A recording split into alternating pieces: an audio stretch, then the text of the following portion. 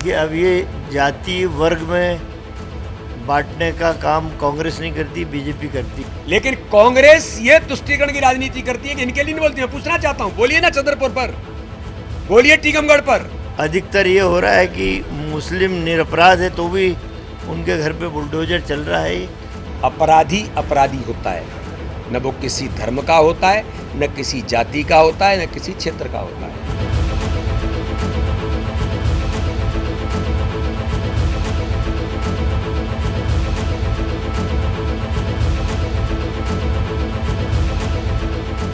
मध्य प्रदेश में bulldozer culture की शुरुआत हो चुकी है।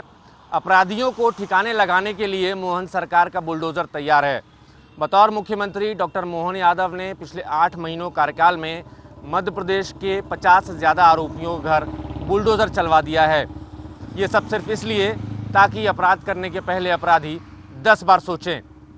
हालांकि विपक्ष को मोहन सरकार के बुलडोज़र पर एतराज़ है, लेकिन विपक्ष ये भूल गया है कि मध्य प्रदेश में बुलडोज़र कल्चर की शुरुआत कमलनाथ सरकार के दौरान ही हुई थी।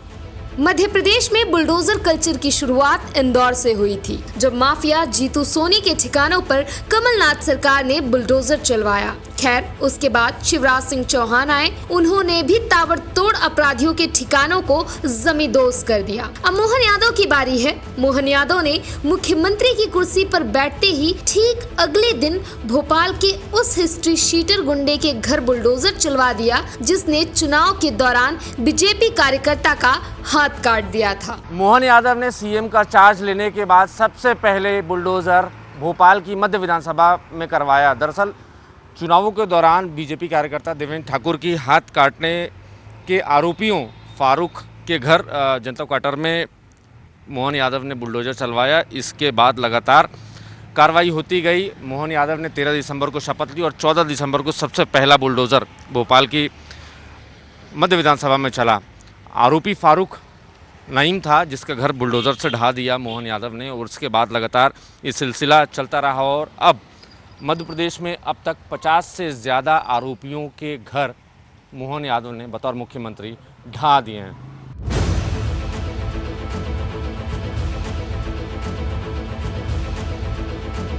मध्य प्रदेश में मोहन यादव ने छतरपुर के हाजी शहजाद अली से लेकर सिवनी के गौ तस्करों के घर बुलडोजर चलवाकर अपने तेवर साफ कर दिए हैं। महाकौशल, विंध्य, मालवा निवाड़, बुंदेलखंड और नर्मदापुरम में अपराधी मोहन सरकार के बुलडोजर से पनाह मांग रहे हैं, क्योंकि मोहन यादव का बुलडोजर मजहब नहीं देखता, लेकिन कांग्रेस को बुलडोजर कल्चर पर ऐतराज है। जाहिर है कांग्रेस का सिलेक्टिव विरोध कई दफा उस पर भारी भी पड़ता रहा है।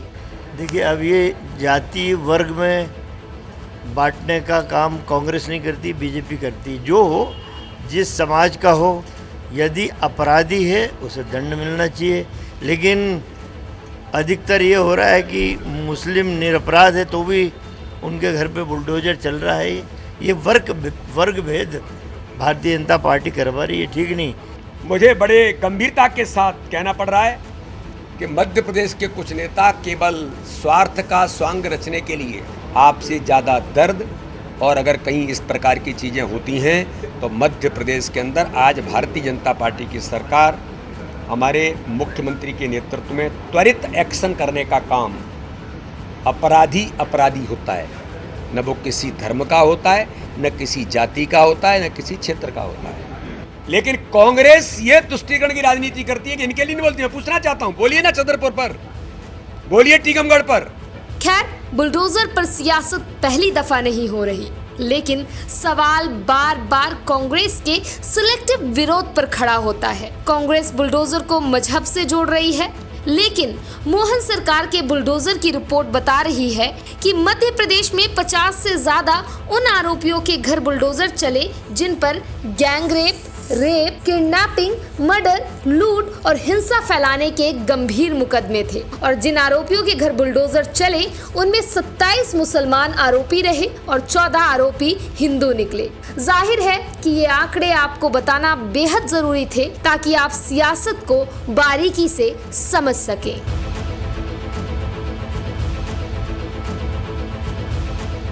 ऐसा नहीं है कि बुलडोज़र सिर्फ भोपाल में ही चले हैं। पूरे प्रदेश में आरोपी मोहन सरकार के बुलडोज़र से थर-थर काँप रहे हैं, क्योंकि मोहन सरकार के बुलडोज़र ने न जाति देखी है न ही मज़हब, बस देखा है तो अपराध और अपराधी की नीयत। खैर, भोपाल में हत्या के आरोपी फारूक का घर ढहाने के बाद मोहन सरकार का बुलडोज़र नर्मदापुरम के उन आरोपियों का घर भी चला जो खुद को सनातनी कहते थे और गैंग रेप के बड़े आरोपी थे।